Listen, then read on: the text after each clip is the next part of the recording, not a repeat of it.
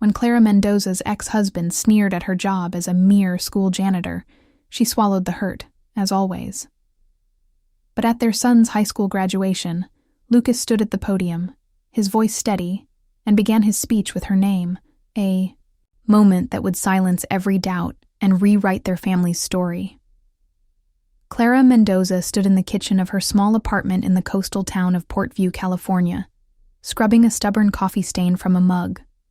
At 42, she was used to hard work, her hands calloused from years as a janitor at Portview High School. It wasn't glamorous, but it was honest, and it kept her and her 17-year-old son, Lucas, afloat.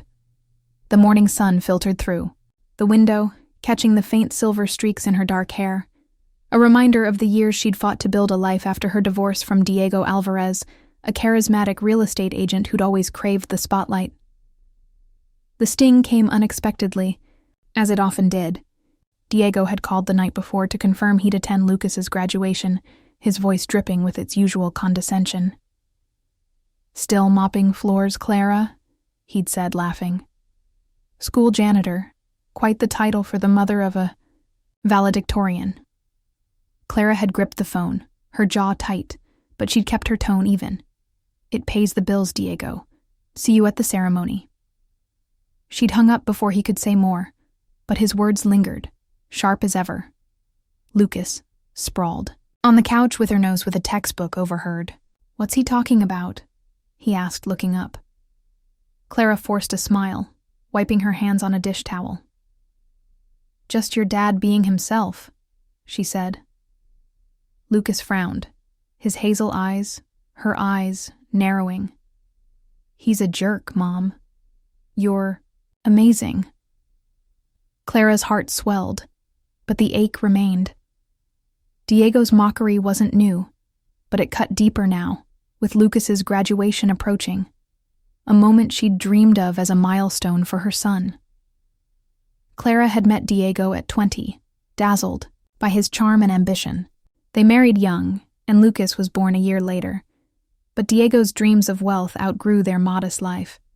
He belittled Clara's job at a local diner, then her later work as a janitor after they moved to Portview. "You're better than this," he'd say, as if her efforts to support their family were a failure. The divorce came when Lucas was 5, after Diego's infidelity and relentless criticism became unbearable. Clara got custody, a small apartment, and her job at the high school. Diego remarried, moved to a flashy condo, and saw Lucas on weekends, always with a subtle jab at Clara's lowly life. Portview was a small town, and Clara's job as a janitor was no secret. At school, she was a quiet presence, cleaning classrooms after hours, her pride in Lucas's academic success outweighing the whispers of pity from teachers or parents. Lucas, a straight-A student and debate team captain, never seemed ashamed. "You're the hardest worker I know," he'd tell her, helping her polish cafeteria tables on late nights. But Diego's words echoed the town's unspoken judgment. A janitor was less than. The morning after Diego's call, Clara found Lucas at the kitchen table, typing on his laptop. "Writing your speech?" she asked. Lucas grinned, pushing his dark curls back. "Yeah, it's almost done. You'll like it, Mom." Clara raised an eyebrow. "No spoilers?" He laughed. "It's a surprise." She didn't press, but his secrecy sparked curiosity. Lucas had always been thoughtful. His gestures, homemade birthday cards, helping with chores, small proofs of his love. As graduation day neared, Clara's nerves grew. Diego's taunts resurfaced in her mind, mingling with memories of their marriage. He'd mocked her in front of friends, calling her job embarrassing at dinner parties. Now, with Lucas's valedictorian speech looming, she worried Diego's presence would overshadow her pride. She pushed the thought aside, focusing on Lucas. "You nervous?" she asked, ironing his graduation gown. "A little," he admitted, "but I've got something important to say." His eyes sparkled, and Clara felt a flicker of anticipation. The day before the ceremony, Diego stopped by to drop off a gift for Lucas, a sleek watch, flashy like everything Diego owned. He glanced at Clara's worn sneakers and smirked.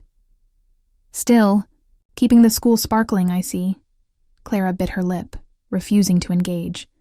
Lucas, overhearing, stepped between them. Mom's the reason this place runs smoothly, he said, his voice sharp. Diego raised his hands, chuckling. Relax, kid. Just a joke. But Lucas's glare didn't waver, and Clara's heart swelled with pride. That night, Clara sat on the couch, the metal box from her mother's old sewing kit in her lap. It held keepsakes. Lucas's first drawing, a poem she'd written for him, a photo of them at the beach. She didn't know why she felt drawn to it, but it grounded her. Tomorrow, Lucas would shine, and no matter what Diego said, she'd be there, cheering. Graduation week was a whirlwind. Clara's days were filled with work, polishing the school auditorium, setting up chairs for the ceremony, while her evenings were spent helping Lucas rehearse his speech.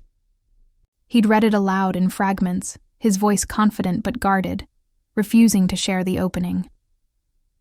It's special, Mom, he'd say, grinning. Clara didn't push, but her curiosity grew. Diego's mockery lingered, casting a shadow over her excitement. At the grocery store, she overheard two parents whispering about the janitor's kid being valedictorian, their tones a mix of surprise and condescension. Clara kept her head high, but the words stung. Her past with Diego haunted her. He'd been charming at first, but his ambition turned to arrogance. Clara's job at the diner, then the school, was never enough for him. You're wasting your potential, he'd say, ignoring her exhaustion from raising Lucas and paying bills. The divorce had freed her, but Diego's influence lingered in Portview, where his real estate deals made him a local celebrity. Clara, meanwhile, was invisible, her work unnoticed except by Lucas, who'd leave thank you notes on her cleaning cart. Lucas's graduation was a milestone Clara had worked toward for years, sacrificing vacations and savings for his tutors and debate camps. She'd taught him resilience, reading him poetry at night, encouraging his love for words. But Diego's presence at the ceremony loomed large.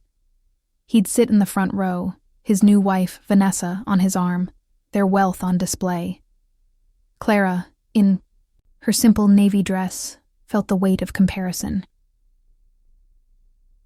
The night before graduation, Clara found Lucas in his room, staring at a small metal box, the same one from her mother's sewing kit. What's that doing here? She asked. Lucas smiled sheepishly. I borrowed it. Needed something for my speech. Clara frowned. What's in it? He shook his head. You'll see tomorrow. Trust me. His confidence was infectious, but Clara's nerves tightened. Diego's laughter echoed in her mind, and she wondered if Lucas's surprise would hold up against his father's scrutiny. At work, Clara's co-workers offered support. Lucas is gonna kill it, said Maria, the cafeteria manager. You must be so proud. Clara nodded, her throat tight. She was proud, but Diego's words, mere janitor, gnawed at her. She cleaned the auditorium stage late that night, imagining Lucas up there, his voice carrying. She'd be in the crowd, not on stage, but her love for him would shine through. The morning of graduation, Clara woke early, her stomach in knots. Lucas was calm, adjusting his cap and gown in the mirror. You look nervous, Mom, he teased. Just proud, she said, hugging him. Diego's car pulled up outside and Clara braced herself. He strode in, all smiles, and handed Lucas a card with cash. Big day, champ, he said, then glanced at Clara. Hope you've got those bleachers spotless. Lucas's jaw tightened, but Clara squeezed his shoulder. Let's go, she said, her voice steady. At the school, the auditorium buzzed with excitement. Clara found a seat in the back, avoiding Diego's front row spot, Vanessa, in a designer dress, whispered something to Diego, and they laughed. Clara's cheeks burned, but she focused on Lucas, who stood backstage, clutching the metal box. The ceremony began, and as the principal introduced Lucas as valedictorian, Clara's heart raced. Whatever was in that box, it was about to change. Everything. The Portview High School auditorium was packed, the air thick with anticipation. Clara sat rigid, her hands clasped tightly as Lucas took the stage.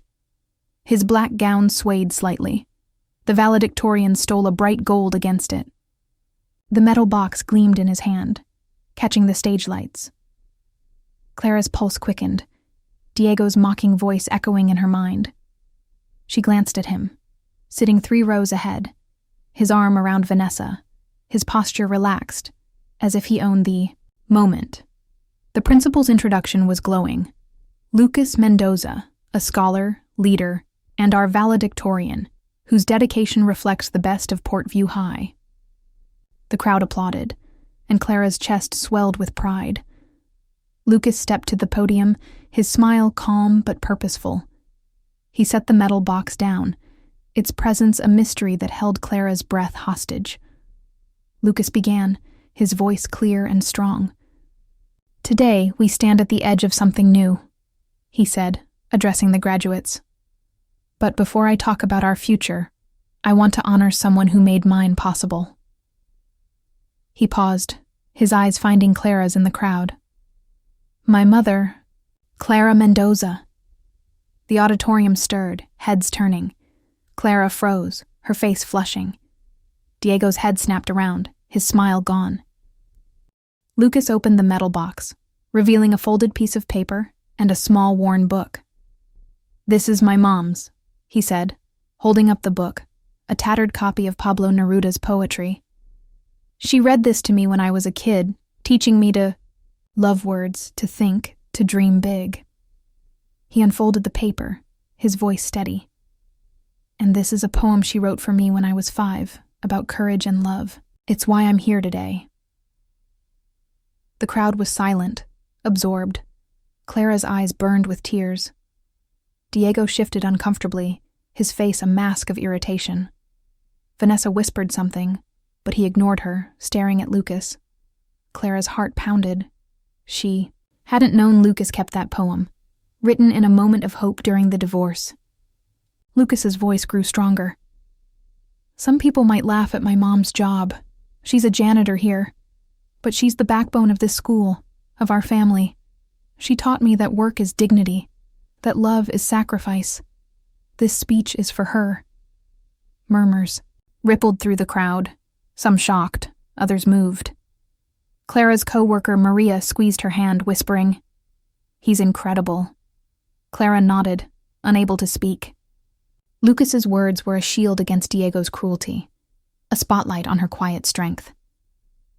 He read her poem aloud, its simple lines about a mother's love for her son echoing through the room. When he finished, the applause was thunderous, and Clara saw tears in the eyes of strangers. Diego's face was unreadable, but his clenched jaw betrayed his discomfort. Lucas closed the box, his gaze steady. "We're not defined by titles," he said. "We're defined by who we lift up. Thank you, Mom, for lifting me." He left the stage to a standing ovation, and Clara stood, tears streaming as he ran to her, hugging her tightly. The crowd's cheers drowned out Diego's silence, and for the first time, Clara felt truly seen. The graduation ceremony ended in a blur of caps tossed into the air and families crowding the auditorium. Clara and Lucas stood together, the metal box tucked under his arm, as classmates and parents approached with congratulations.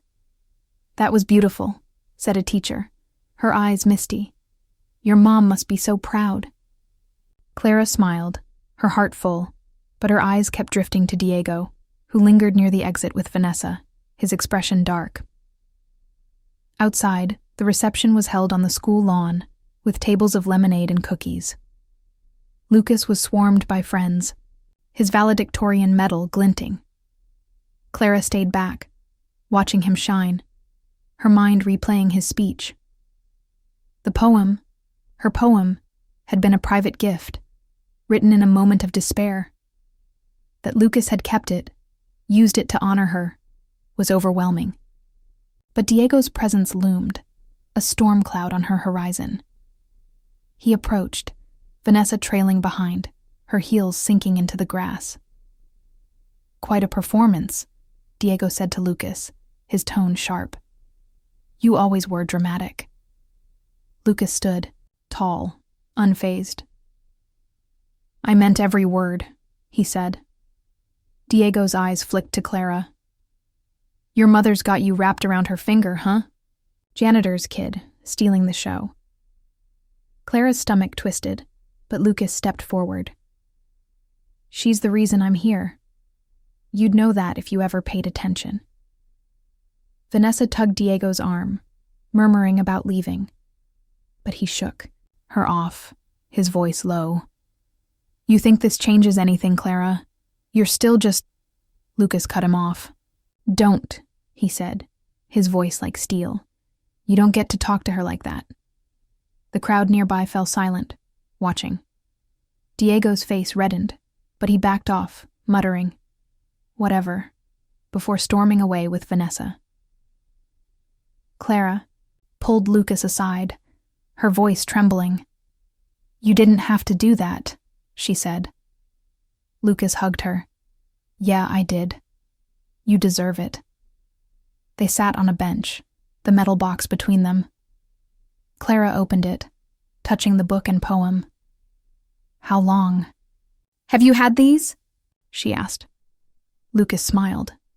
"Since you gave them to me, I kept them safe, like you kept me safe." Tears fell as Clara hugged him, the weight of Diego's words lifting. The town buzzed with Lucas's speech. At the library the next day, parents and students approached Clara, praising her son's courage. "He's right about you," said a mother. "You're amazing." Clara blushed, unaccustomed to the spotlight. But Diego's absence was a relief. He hadn't called or visited, and Lucas seemed unbothered, focused on college plans. Clara began to see her job differently, not as a limitation, but as a foundation for Lucas's success. The metal box sat on her kitchen table, a symbol of their bond, and she knew the future held more than Diego's scorn. It held her son's love. The weeks following Lucas's graduation speech were a turning point for Clara Mendoza. The auditorium? Moment. Her son's voice proclaiming her worth, the metal box with her poem and Neruda's book, the crowd's applause, replayed in her mind like a song she'd forgotten she loved. Yet the glow of that day was tempered by the realities of Portview, California, where whispers about the janitor's kid lingered and Diego's shadow loomed large. Clara returned to work at Portview High School, her mop and bucket familiar companions. But something had shifted. Lucas's words had given her a new lens. Her job wasn't a mark of shame, but a testament to her strength. Lucas, now preparing for college at UC Santa Cruz, was a whirlwind of energy. He spent mornings filling out dorm applications and evenings, sketching in his notebook, his drawings now featuring Clara, her hands holding a book, her smile under the stage lights. "You're my muse, Mom," he teased, showing her a sketch of them at the beach, the metal box between them. Clara's heart swelled, but she worried about the future. Diego's mockery at the reception. "You're still just," had cut deep, and she feared his influence might resurface as Lucas moved on. The town's reaction to the speech was a mixed tide. At the library, where Clara picked up extra hours, coworkers like Maria were effusive. Lucas put everyone in their place, Maria said, her eyes shining. "You raised a good one." Parents at the school, however, were less consistent. Some offered genuine praise, stopping Clara in the halls to say, "Your son's speech was incredible." Others, loyal to Diego's social circle, whispered about dramatic stunts and making a scene. Clara ignored them, focusing on her work. But the judgment stung, a reminder of her ex-husband's reach. Diego's silence was deafening. He hadn't contacted Lucas since the graduation, and Clara was relieved, though wary. She knew Diego's pride, his need to be the center of attention, wouldn't let Lucas's public defense of her go unanswered. One afternoon, Vanessa, Diego's wife, stopped by the school, her designer purse gleaming. "Diego's upset," she said, her tone clipped. "Lucas embarrassed him in front of everyone." Clara's jaw tightened. "Lucas told the truth," she said. "If Diego's embarrassed, that's on him." Vanessa's eyes narrowed, but she left without another word, her heels clicking on the polished floor Clara had cleaned. Lucas, meanwhile, was unshaken. At dinner, he talked about college, his plans to study literature, inspired by Clara's love of poetry. "I want to write like you, Mom," he said, pointing to the metal box on the kitchen table. Clara blushed, still unused to being celebrated. "I'm just a janitor," she said, half joking. Lucas shook his head. "You're my hero. Don't let Dad make you forget that." His words were a balm, but Clara struggled to internalize them. Years of Diego's belittling had left scars, and self-doubt crept in when she was alone. The community began to shift, slowly. At a school board meeting, the principal mentioned Lucas's speech, praising Clara's contributions to the school. "Clara Mendoza keeps this place running," he said, and the room applauded. Clara, there to clean after hours, overheard and felt a rush of pride. A few parents approached her afterward, offering apologies for past assumptions. "We didn't know how much you do," one said. Clara nodded, her smile genuine but guarded. She didn't need their validation, but it felt good to be seen. Clara started writing again, inspired by Lucas's speech. She pulled out old notebooks, filling them with poems about resilience, motherhood, and the quiet dignity of her work. One evening, she shared a new poem with Lucas, about a woman whose hands built a world for her child. "That's you," Lucas said, his eyes bright. He suggested she submit it to a local literary journal, and though Clara hesitated, his encouragement won out. The journal accepted it, and Clara's name appeared in print for the first time, a small but seismic victory. Diego's response came, unexpectedly. A week before Lucas left for college, he showed up at the apartment, unannounced. "We need to talk," he said, his voice tight. Clara braced herself, sending Lucas to his room. Diego paced, his usual charm replaced by agitation. "Your little stunt at graduation made me look like a fool," he said. Clara stood tall. "That was Lucas's choice, not mine. He spoke his truth." Diego scoffed. "You've turned him against me." Clara's voice was steady. "No, Diego, you did that yourself." He left, slamming the door, and Clara felt a quiet strength. She wasn't the mere janitor anymore. She was Lucas's mother, and that was enough. As Lucas's departure neared, Clara grappled with the emptiness it would bring. The metal box, now a symbol of their bond, sat on her nightstand, filled with new mementos. Lucas's graduation program, her published poem, a photo of them laughing. She wasn't just surviving, she was rising, and Lucas's love had shown her the way. Fall swept into Portview, the air crisp with change. Clara stood in Lucas's bedroom, now half empty as he settled into college life at UC Santa Cruz. The metal box rested on his desk, left behind as a promise to return. Clara's life had transformed since the graduation speech. Lucas's public tribute had not only silenced Diego's mockery, but had sparked a quiet revolution in how Clara saw herself and how Portview saw her. She was no longer just the janitor. She was Clara Mendoza, mother, poet, and pillar of her son's world. Lucas thrived at college, calling Clara weekly with stories of literature classes and late-night debates. "I quoted your poem in a paper," he told her, his voice crackling through the phone. The prof loved it. Clara laughed, her heart full.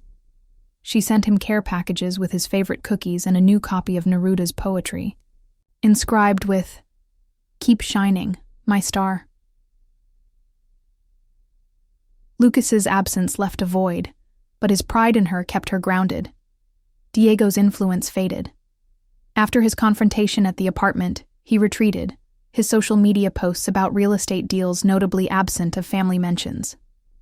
Vanessa called once, apologizing for Diego's behavior, but Clara kept the conversation short.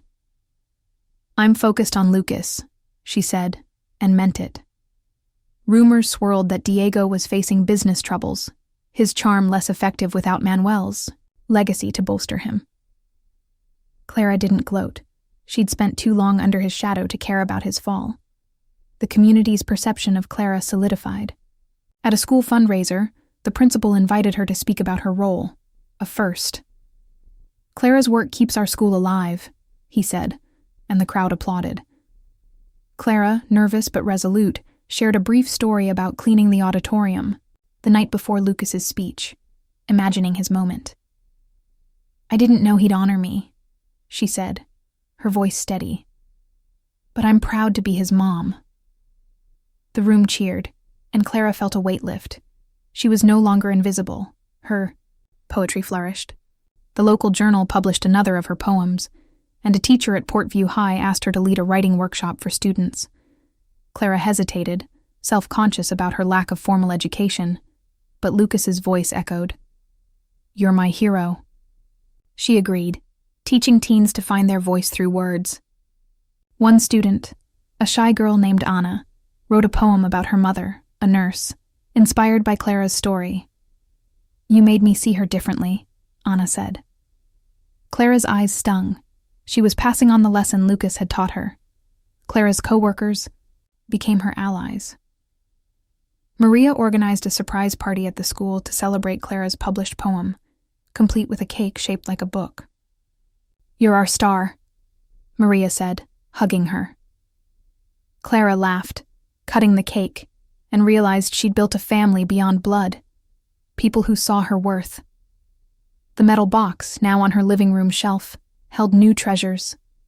Anna's poem, a letter from Lucas, a photo from the party. It was a testament to her journey, from erased to celebrated. One weekend, Lucas came home, his dorm room stories filling the apartment with life. They visited the beach where Clara had read to him as a child. "Remember when you gave me that poem?" he asked, kicking sand. Clara nodded, the memory vivid. "It was the worst year of my life," she said, "but you made it worth it." Lucas grinned. "You made me, Mom. That speech? It was my thank you." Clara hugged him, the ocean breeze cool on her face. Diego's words no longer mattered. Lucas's did. Clara decided to stay in Portview, her apartment a home filled with poetry and memories. She enrolled in an online writing course, dreaming of a degree someday. The school offered her a promotion to facilities supervisor, recognizing her dedication. Clara accepted, not for the title, but for the chance to lead. She wasn't just a janitor. She was a mother, a writer, a woman who'd reclaimed her name. On a quiet evening, Clara sat in her living room, the metal box open beside her. She wrote a new poem, titled "The Name That Mattered," about a boy who gave his mother her voice back. As she read it aloud, she felt Lucas's love, her mother's strength, and her own resilience. The world had tried to diminish her, but she'd risen, carried by her son's courage and her own quiet power. If Clara and Lucas's story of love and triumph over doubt touched your heart, please support our channel. Like, subscribe, and share this video with someone who needs to know their work matters. Drop your story in the comments. We read every one. Your support keeps these raw, heartfelt tales alive. Thank you for being part of our community.